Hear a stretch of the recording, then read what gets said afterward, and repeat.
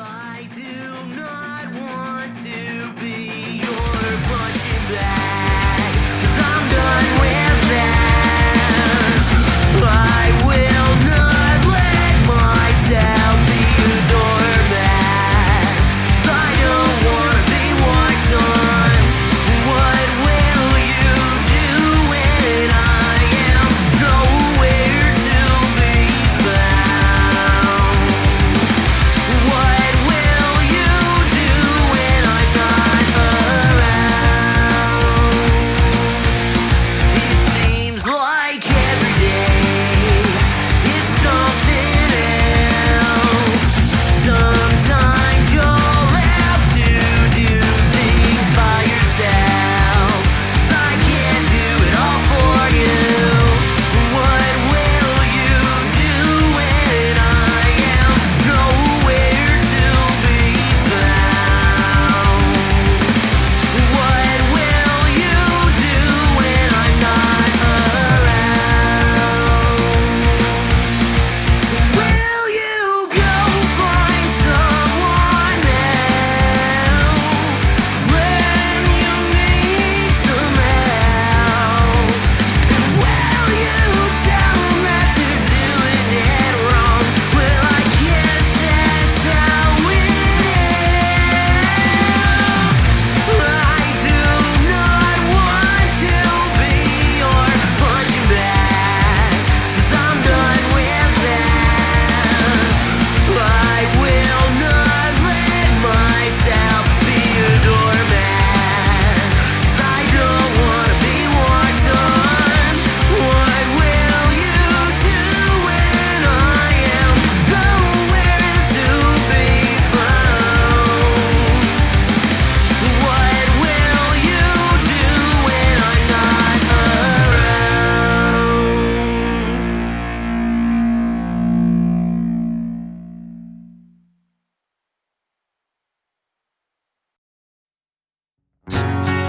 Saying I love you is not the words I want to hear from you. It's not that I want you not to say, but if you only knew how easy it would be to show me how you feel. More than words is all you have to do to make it real. Then you wouldn't have to say that you love me, 'cause I'd already know. What would you do if my heart was torn in two? More than words to show you feel that your love for me is real. What would you say if I took those words away? Then you couldn't make things new just by saying I love you. La-di-da-da-da-da-da-da. More than words.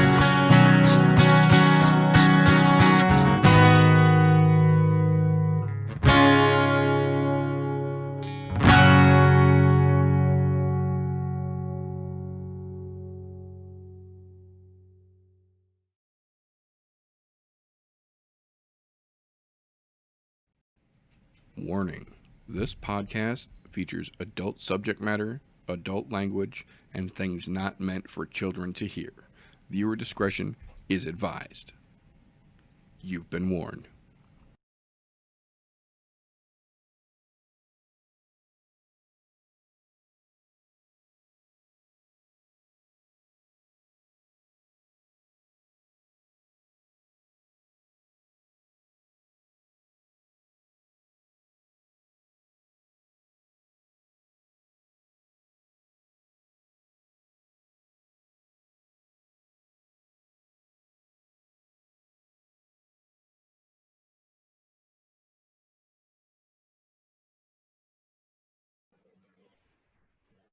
Why is that not? There we go. Now we should be. But now it's got an echo. What the fuck? Okay, so we should be live. I think we're live. But now I have an echo again. Son of a bitch. Maybe?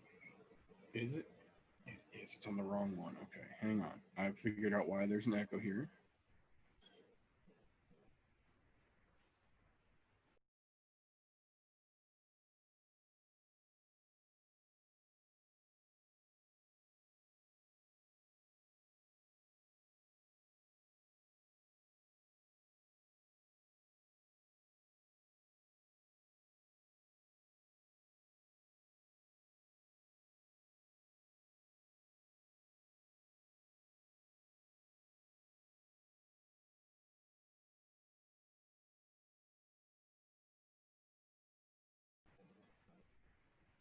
Now we should be good. Now I think we're good. I think now, finally, we are live here on the I'm No Joe YouTube channel. It has been a hell of a day for technology here. Welcome, ladies and gentlemen, to the latest, what did I say, show? The show where I hold us accountable for all the shit we talk and the breakdowns we give on the I'm No Joe podcast, your source for all things punchy, kicky, and the breakdowns of all the best UFC, combat sports, mixed martial arts events on the interwebs. Thank you, ladies and gentlemen, for tuning in. I appreciate you whether you are here live with us or you catch this on a replay. Either way, thank you very much. So, last night's UFC Fight Night Vegas 11 / ESPN or UFC on ESPN plus 39 / UFC Fight Night Covington versus Woodley. They're not making them names any better. The last event from the UFC before we head back to Abu Dhabi for, I think, either 4 or 5 more cards back over there for the last hurrah of the season. We had some interesting fights. We had some interesting things aside from the fights that we need to talk about from last night. So let's see if I can get the card to actually pull up here.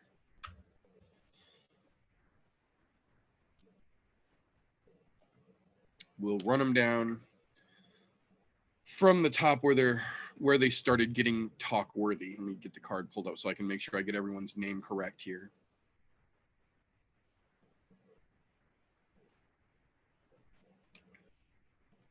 Here we go. Okay.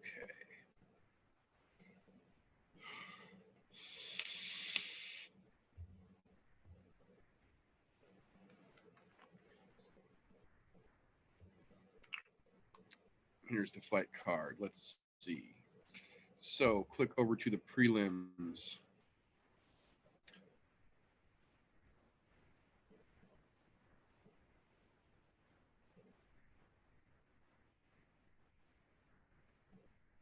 Okay, so these are out of order.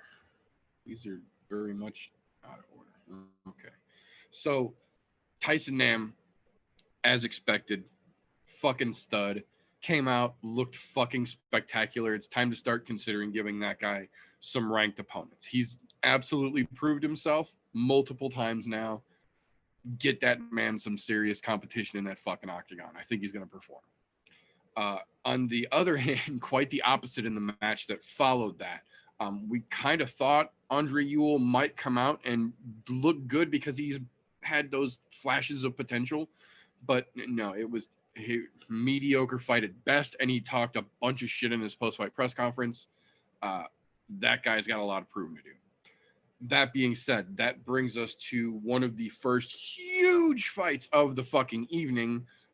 Journey Newsom, who we saw come out last time looking like an absolute fucking stud, had my fucking attention. Then we put him in here against Randy Costa, and Journey Newsom got cocky right out of the gate, and that tends to be a bad idea for basically anybody, and he absolutely proved that. He got knocked the fuck out. Props to Randy Costa with the very Cowboy Cerrone-esque fucking head kick. dude looked like a fucking stud. Newsom came out looking cocky and dumb and paid for it with his consciousness. Next fight after that, Derek Minor with a fucking absolutely beautiful guillotine. Just smooth as fucking glass.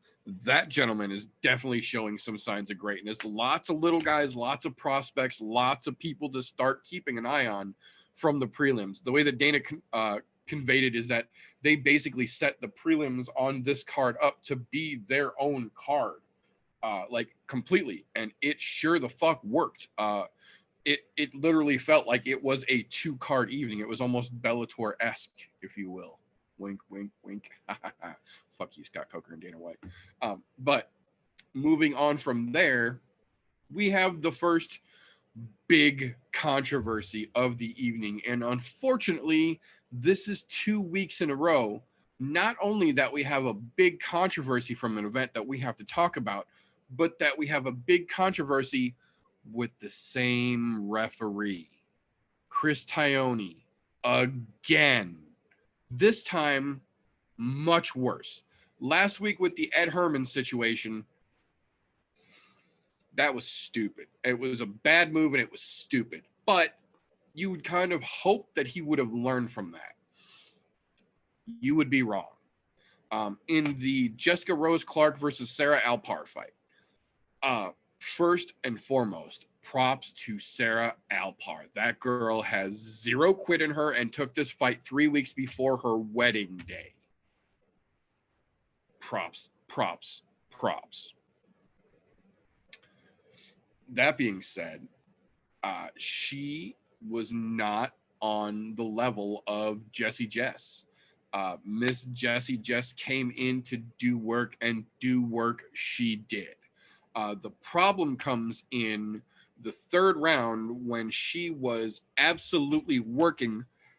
Sarah Alpar had her up against the fence, basically dropped her, and as she was dropping against the fence, as Alpar was dropping against the fence and sliding down, Jessica Rose Clark hit her right in the fucking face with a perfectly timed, beautifully placed knee. And you can see in all of the angles of replay, which there are many, Sarah Alpar's ass was still almost 4 inches, 5 inches, I guess 3 at the very minimum as she comes down, but she was inches off the canvas when the kick landed, or the knee landed rather. Chris Tione, once again, out of fucking position for the fight that he's watching and the action that's taking place in front of him, misses the initial knee contact and is directly behind them, so it looks like an illegal knee to a grounded opponent. He stops the fight. Sarah Alpar collapses onto the fucking canvas. She's done. That's a fucking knockout. Chris Tione stops the fight, calls it a time, not a fight stop, thinks that it's an illegal knee, puts Sarah Alpar on the stool, brings the doctors in to check her out. And then as Bruce Buffer and everyone else starts to come in the ring, because this should be the end of the fight, she just got kneed into oblivion and got knocked the fuck out. He turns around and yells at them, no, get out. I didn't stop the fight, because one of the commission officials had come up and told him that upon review of the replay, the knee was legal. So he looks to Sarah Alpar and he says, can you continue? And she says, yeah. So he says, okay, stand up and takes her stool, hands it to one of the cornermen leaving the cage, and restarts the fucking fight. For those of you who don't understand how huge of a deal that is, or why my eyes got that big when I said that, it's because the use of instant replay is absolutely allowed under the new unified rules to determine whether a strike was legal or illegal. The difference is the rule says that when replay is initiated, the fight is over, whether the strike is legal or not. If you have to stop it to see if a strike was legal or not, it's the end of the fight, period. It's either a no contest or a disqualification, depending on how the strike landed. But you don't restart the fight. If you have to use instant replay, the fight is over one way or another. That's the way the unified rules are written. Chris Tione not only restarted that fight, but restarted that fight after Sarah Alpar had already taken so fucking much significant damage and was knocked out, essentially. And she just ended up taking so much more punishment. Jessica Rose Clark, to her credit, knew what was going on, but, you know, like they say, the referee calls the shots in the octagon, so she knew she had to keep going. So she tried to get Sarah Alpar into a submission, hitting her as little as she could. To her credit, very Glover Teixeira-esque in this situation, very Overeem Harris-esque in this situation, showing sportsmanship. Managed to get a decent little submission in and get the tap, the stoppage. That knee, upon review of all of the slow motion instant replays, was 100% legal. Had Chris Tione been where he was supposed to be for this fight again, he would have seen that. There would have been no controversy. The fight never would have been stopped on a time. It would have been ended. That would have been a TKO. I think Chris Tione is done. I think last week was pretty fucking egregious, and it literally happened for the same reason, because he was out of position, which we talk about all the time is one of the biggest fuck-ups a referee can make. It's what causes big controversial calls like this. Chris Tione literally had one of those last week that shouldn't have happened. There's no excuse for it happening again this week. So I hope, at least, this is the last time we see Chris Tione in the octagon. I personally hope they bring Frank Trigg back. We were talking about, Golf T and I were talking about this last night. I hope they bring Frank Trigg back, because they had him refereeing a lot of big matches for a long time, and then he just kind of wasn't anymore. And I hope it wasn't anything that happened. I would really like to see Frank Trigg get brought back. I loved Frank Trigg as a fighter, and he was a spectacular referee, I think, at least partially because he was a fighter. So we knew exactly what to look for and what to be on the lookout for. We'll see, though. But I think Chris Tione's done.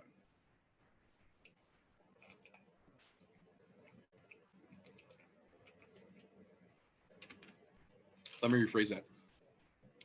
I think Chris Tione is done refereeing in America. That's not to say they won't send him over to referee One or Ryzen. But I think he's done refereeing in America, at least for a little while, till something changes.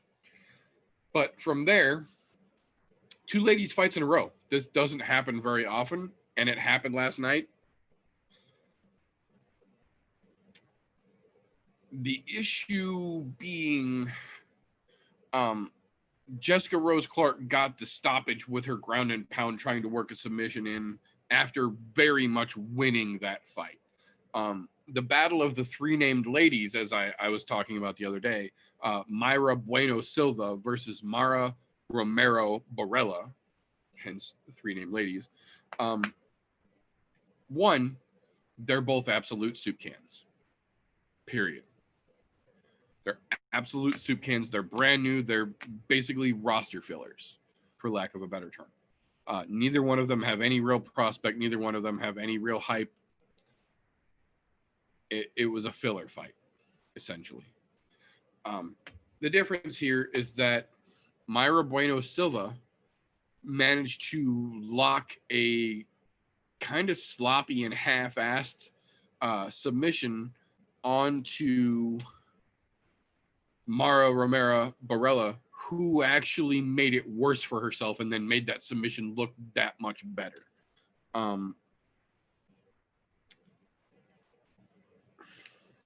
Yeah, watch the highlight reel. Just the fight itself was under 2.5 minutes. You might just watch the whole fight. Very interesting match. Not really exciting, not that eventful. Hardcore fans will appreciate it. So will the Fairweather fans who have an eye for oogling ladies as they wrestle. If you catch my drift, if you're picking up what I'm putting down, if you're digging what I'm shoveling, wink, wink, nod, nod. That being said, the quote unquote, oh no, I guess there was one more after that. This setup for the premier prelim fight. Merced Bektik on a 3-day notice opponent change against Damon, what happened to my hairline, Jackson. Merced Bektik was basically beating the living dog shit out of this guy for the entire first 2 rounds. Third round comes out, Bektik's still beating the shit out of him, but he slips, and Damon Jackson quite literally fell onto the neck and held it down and managed to get the tap. And then when he got the tap, because the choke literally fell into place, he got in Merced Bektik's face and was screaming at him. The referee had to shove him across the octagon. He was trying to get back in Bektik's face and literally scream at him, 3 days notice, motherfucker, best in the world, blah, blah. Like, very much looking like an ass hat. Not how you want to make your debut in the UFC in any stretch of the imagination. And definitely not a situation where you want to brag, considering that he was beating the shit out of you for 7 of the 7.5 minutes of this fight. Calm the fuck down, Soup Can. Merced quite literally fell neck first into the position that Jackson scooped him up with.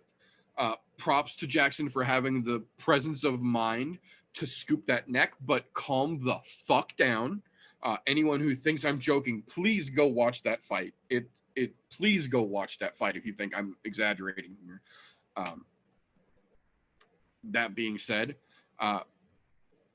the actual premier prelim fight was pretty fucking terrible.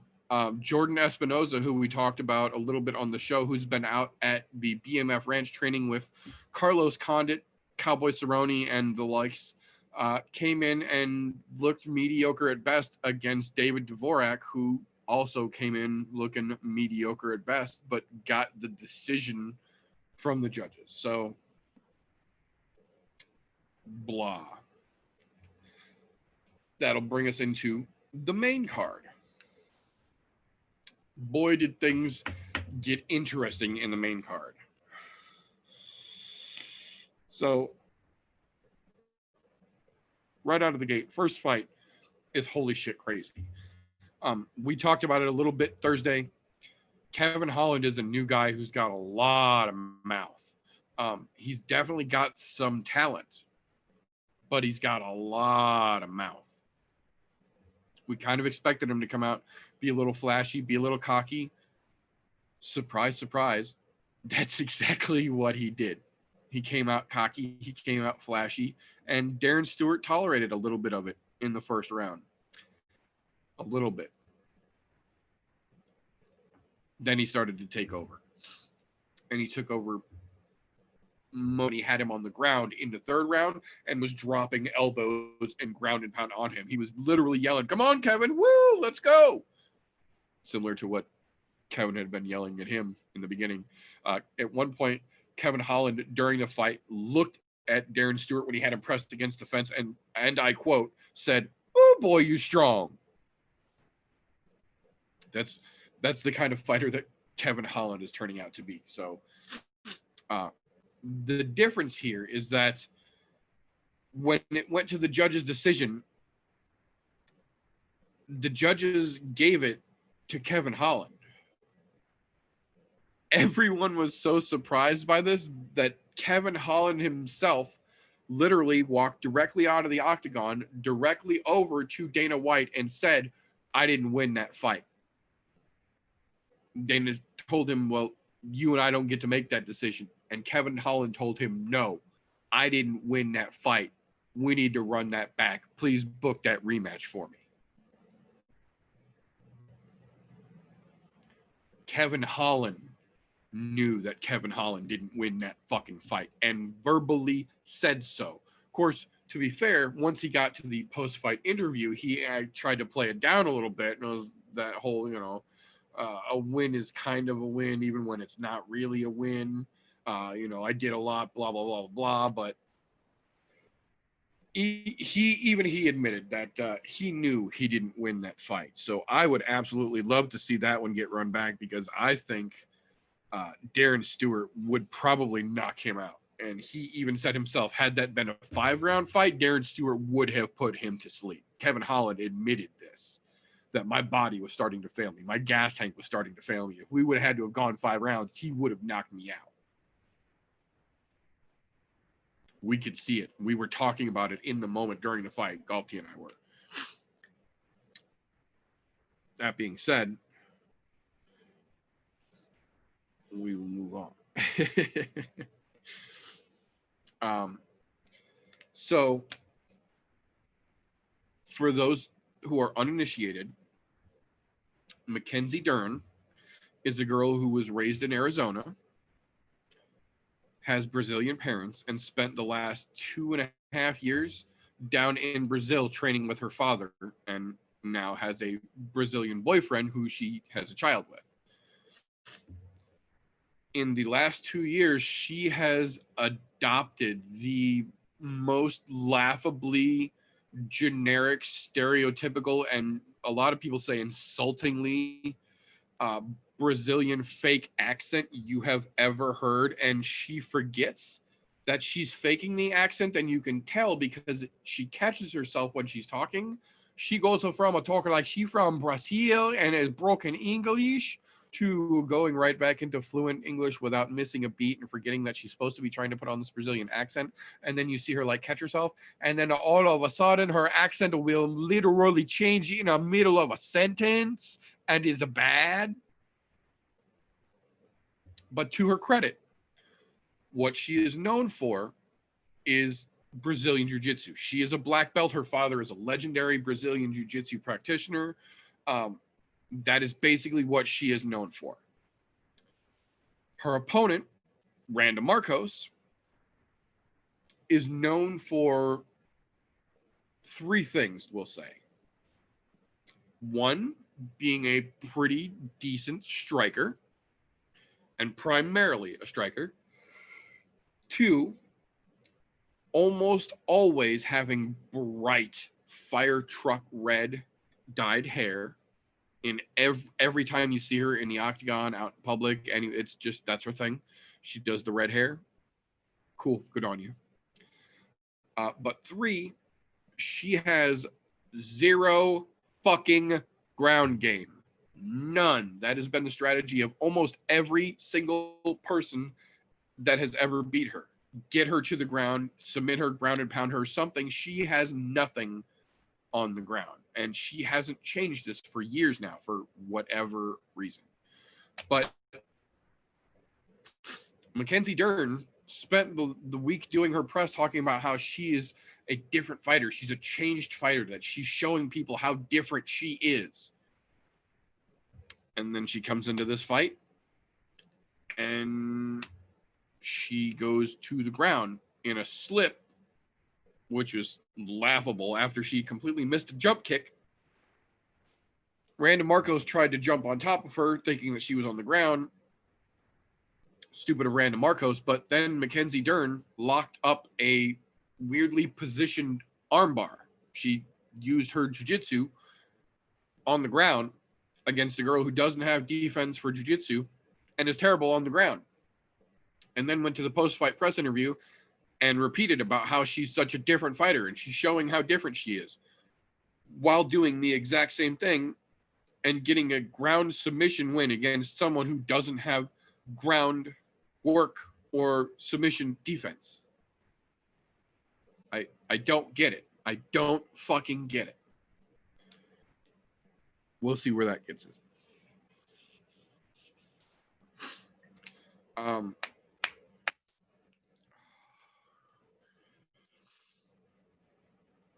This next fight.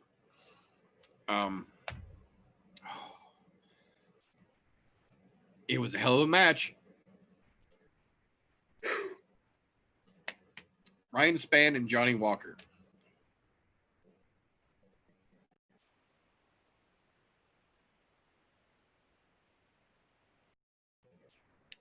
Allergies, excuse me.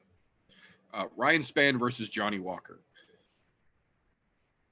For someone who had just changed camps and was supposed to be doing everything new in Johnny Walker, He came out looking pretty fucking similar to the Johnny Walker that we have seen basically every other time out. Ryan Spann kind of banked on that. He came out with a game plan that was just beautifully ready to shut that down. Then things got a little sketchy in an attempted shoot against the fence, and Johnny Walker landed the absolute perfect elbow and just shut the fucking lights out. There's a lot Ryan Spann could have done to get himself out of that position, but I understand why he was going there. And I think had he done it differently, it would have worked, and it would have worked beautifully. But the way that we tried it, not so much. Not only did it not work, oh my God, were those results fucking painful to watch. So Ryan Spann, I really don't think lost a whole lot of credit in this loss to Johnny Walker. But on the other side of that, I don't really know that Johnny Walker gained a whole lot off this victory either. Now,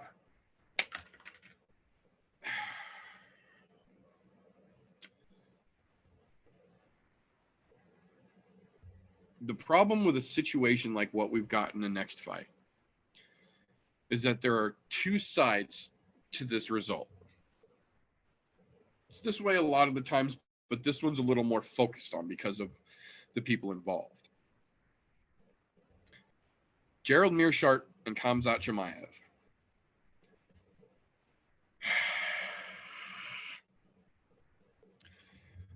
Khamzat Chimaev, like we kind of talked about Thursday, is a very brand new fighter. Coming off of two impressive wins against two soup cans on short notice, stepping in for his third fight to make history for the quickest 3-fight win turnaround in UFC history. The previous was 114 days. This would make it 67.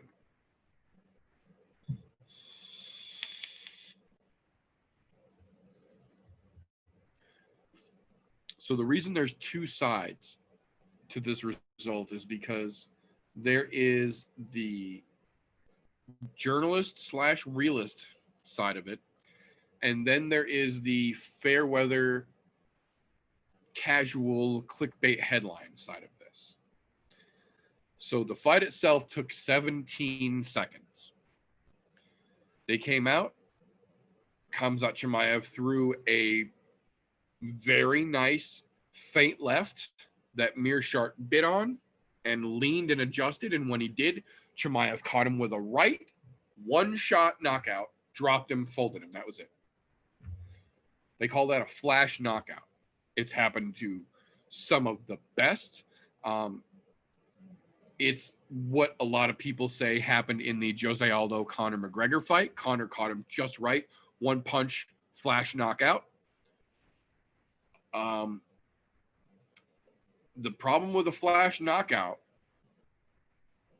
is that it doesn't tell you a whole lot because it can happen to literally anyone.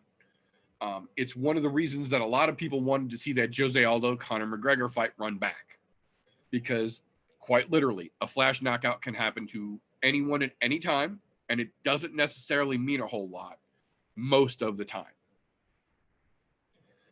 I agree 100% that the Conor McGregor Jose Aldo fight probably should have been run back, but the wheels were already set in motion at that point.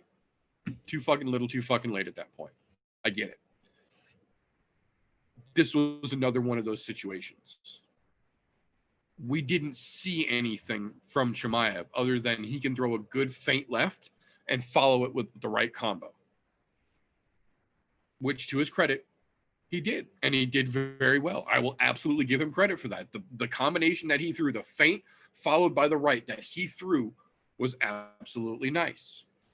Now, whether that one-shot knockout tells us anything about what Chimaev actually has in terms of his full-rounded boxing game, or what happens when he has to throw a combo like that deep into the third round when he's been getting wrestled and his gas tank is low, no, we didn't learn shit in terms of that. But the Fairweather fan, the casual clickbaity headline fan, is only going to see this is 3 victories in a row in record-breaking time by a UFC fighter, and pour more gasoline on his hype train. And by casuals in this situation, I also mean Dana White, who came out to the fucking post-fight press conference and said that he is looking to try and find Chimaev another fight on Fight Island in the next 2 weeks and still keep his fight with Damian Maia the 1st of November after Fight Island is over. Dana White is just gargling down a mouthful of Chimaev like he has never done for any athlete before. And it's a little sad, really. It's a little fucking sad. There is a very, very legitimate chance that Chimaev really is the future, that he really is as good as he's been saying he is. But then you hear him talk and you see the way he acts, and you see that 2 soup can victories and a flash 1-punch knockout don't show you really anything about a fighter. He's got less than 3 minutes of octagon time combined. We haven't seen anything. And not only have we not seen anything, Meerschaert was ranked 15. We haven't really seen anything against ranked guys, because 15, as much as I love Meerschaert and I think G3 really should be ranked higher than that, the 15 guy just means you beat the gatekeeper. I think he should have to beat someone else around gatekeeper's ranking before he even gets the Damian Maia fight. But now they're talking about giving him that and the Damian Maia fight on top of what we've already had him for. They're doing the dice thing too much, for those of you who get that reference. Now, moving along from there into the fight that I was excited about, what I absolutely think should have been fight of the night, hands fucking down. The co-main event, Cowboy Cerrone versus Nico Price. Holy shit! This fight was crazy. Aside from eye poke city, we got an eye poke from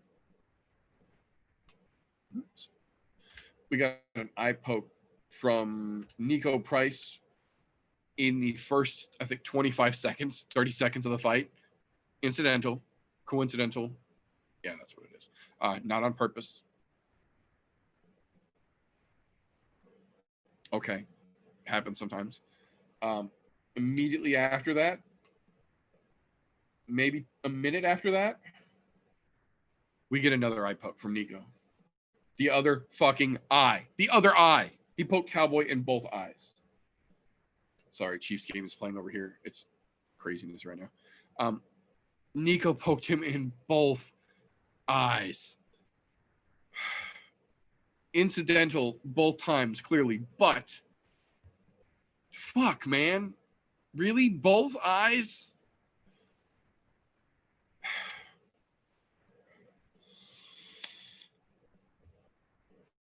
So, okay. We can get over an eye poke in both eyes. Great fight. Back and forth fucking war. Both of them looking like absolute fucking studs. Great fight, like everyone knew it was going to be. Nico was landing good shots. Cowboy was landing good shots.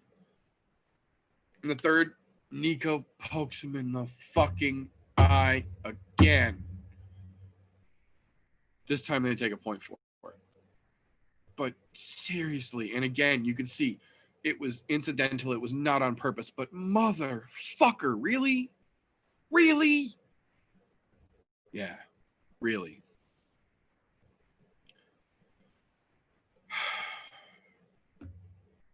The good thing, if there is a good thing out of that, is that the fight is ruled a majority draw by the judges. Pretty much every fucking person in the world with a brain agrees. This was about as an even fight can get. Immediately, both guys agree that it was a draw, or a draw is the right call, and that they should run that fight back. Cowboy says, give me till January, maybe February. 2020 has really not been my year. Let me take a little time off, relax. I got a brand new kid. Let me spend some time with my family, get away from the sport for a little bit. Maybe get in touch with a sports psychologist, because clearly the last couple times you guys have seen me out there, this has not been me. And I consider this draw to be a loss. I consider this 5 in a row. So I think that this rematch will be me coming back to fight for my job, literally.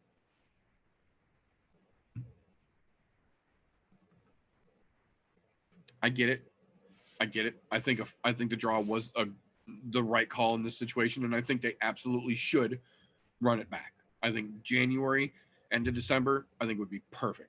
I think January probably better, just because fuck 2020. But I absolutely agree. Run that fight back. Great fight the first time. No reason to think it wouldn't be a great fight the second time with a little more time underneath their belts. That being said,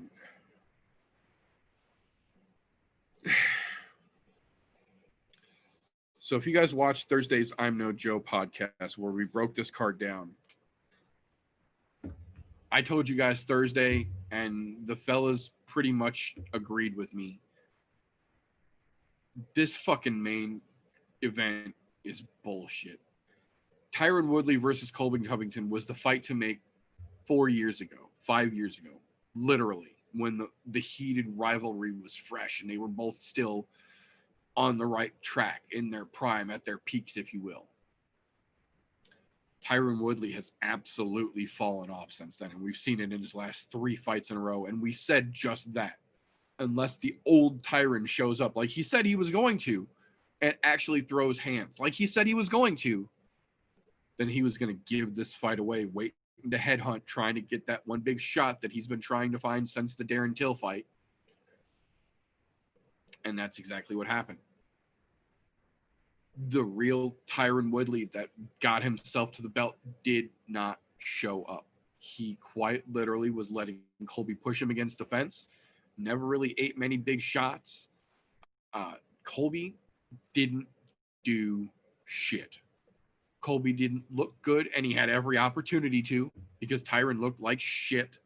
Colby didn't do shit. Colby literally did the bare minimum. He was throwing basic combos. It looked like a sparring session. It looked like a roll in the gym. He was throwing basic combos, nothing real heavy, nothing impressive, nothing big landing. The biggest thing that Colby landed in the whole fight was at one point when they were on the ground, because Colby did get a couple of takedowns on Tyron. At one point while they were on the ground, Colby did land a short elbow that cut Tyron's eyebrow open. That's literally the biggest strike of the entire fight. But then controversy strikes, as is the case in more Woodley fights than not lately. In the 5th round, he goes to take Colby down, basically has him in a half guillotine. And as he goes to lift him and come back down, Colby like hard planted and leans in, and you see Tyron wince, but then he grabs him and he tries to fall anyway. And as they hit the ground, Tyron lets go, and Colby immediately starts to go to punch him in the ribs on the side he was wincing. And Woodley yelled, "Ah, my ribs," and completely let go and put his hands up to where the fight was stopped. I believe it was Dan Morgliata jumps in and waves it off. They end up almost having to stretcher Tyron out of the octagon. It's easily 5 minutes. He's laying on the ground with the doctors attending to him. They haven't, to my knowledge, announced exactly what happened. We were guessing from the slow-mos that we saw that it was most likely a broken rib or a torn muscle there, but you could see in the moment as it happens the cringe and the wince and the reaction to it, and then him literally locking up and letting go of Colby and screaming "my ribs," which they count as a verbal submission and stop the fight, which they should have. But then Colby, being fucking Colby, goes on this gigantic fucking racist tirade afterwards, which is fucking sickening. But that's Colby. That's what he does. He thinks that's what people want to hear because they're going to love him or they're going to hate him, but they're going to watch because he's playing the fucking heel. And there's a line that you can cross in playing the heel, and Colby's fucking tap dancing on it, calling LeBron James a coward, calling Black Lives Matter terrorists, and just being a general piece of fucking human garbage, as Colby has wanted to do. Basically, fuck Colby. I get that he's playing a role. He's being the heel, keeping interesting, but at the same time, there's fucking morality lines that you shouldn't cross, and Colby's trying to cross them to get the attention. Of course, now he's talking all this shit. He wants a shot at the belt again, or he wants Jorge Masvidal, blah, blah, blah. I think he's fucked either way. I think he should fight Leon Edwards or Wonder Boy and shut his fucking mouth, but we'll see what Dana actually makes. That being said, with the card wrapped up, I don't understand why on a 14 fight fucking card,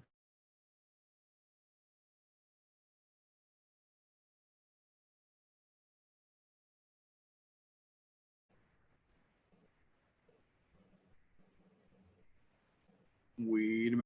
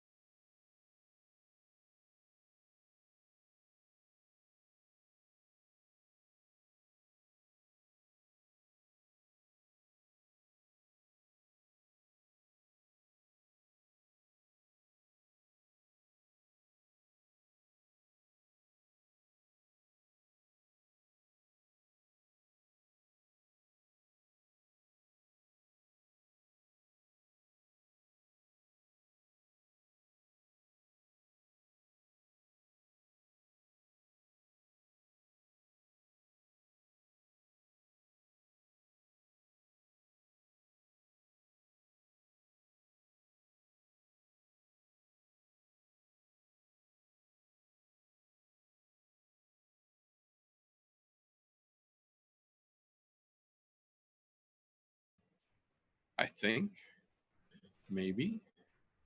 Let's see. Perhaps. I think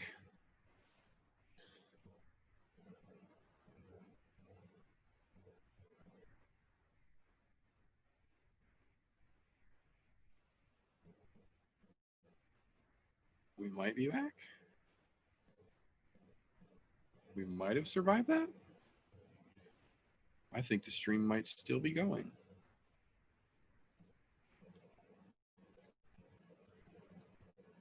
Clap if you believe, people. Clap if you believe. I seen it. I seen it.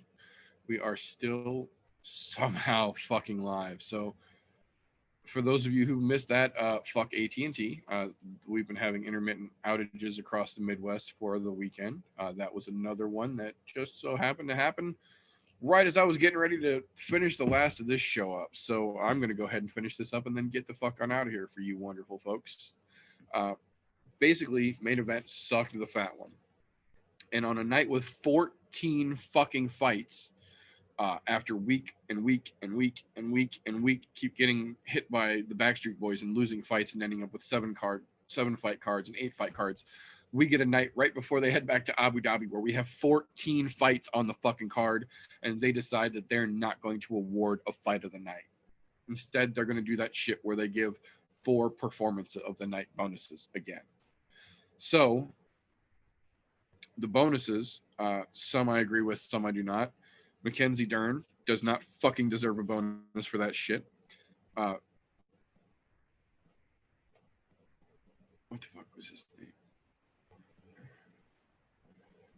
Damon Jackson does not deserve a fucking bonus for that bullshit. Randy Costa, who I agree 100%, does deserve that fucking bonus for that beautiful fight. And then Kamzat Chimaev, who I don't think deserves a bonus for that, but can understand why they gave him one. They are full on deep throating that kid right now. They are really pushing him harder than they have pushed anyone in history of the UFC that I can remember. But we'll see how this all shakes loose. We will be back with a full regular I'm No Joe podcast this Thursday, ready to talk about UFC 253 this weekend from, Abu Dhabi. We're going back to the UAE, Abu Dhabi once again. Big fight this weekend. Big fights this weekend. 2 belts on the line. Great fucking card lined up. But we'll talk about that more on Thursday. So keep your eyes peeled Thursday evening. I don't know if we're going to have a Joe Liminaries this week or not. Either way, Wednesday nights, 9:30 p.m. Central Time on the Golf T Vapes YouTube channel. The Cloudy Bunker goes down. We talk about any and everything over there. And then Thursday night, 9:30 Central Time, you will catch us here on the I'm No Joe YouTube channel for the I'm No Joe podcast, your home for all things punchy kicky, the show where every armchair quarterback can feel like an Eddie Bravo. But that is all we have for this evening. So remember, you fine folks, you don't let ignorance stop you. You can root for anything.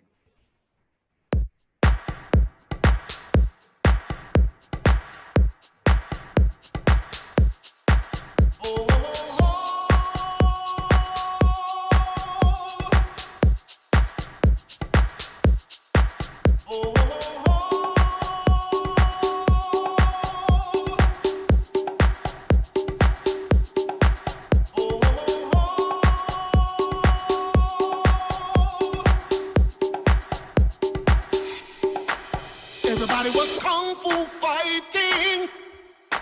Those kids were fast as lightning. In fact, it was a little bit frightening. How do I say goodbye to what we had? The good times that made us laugh.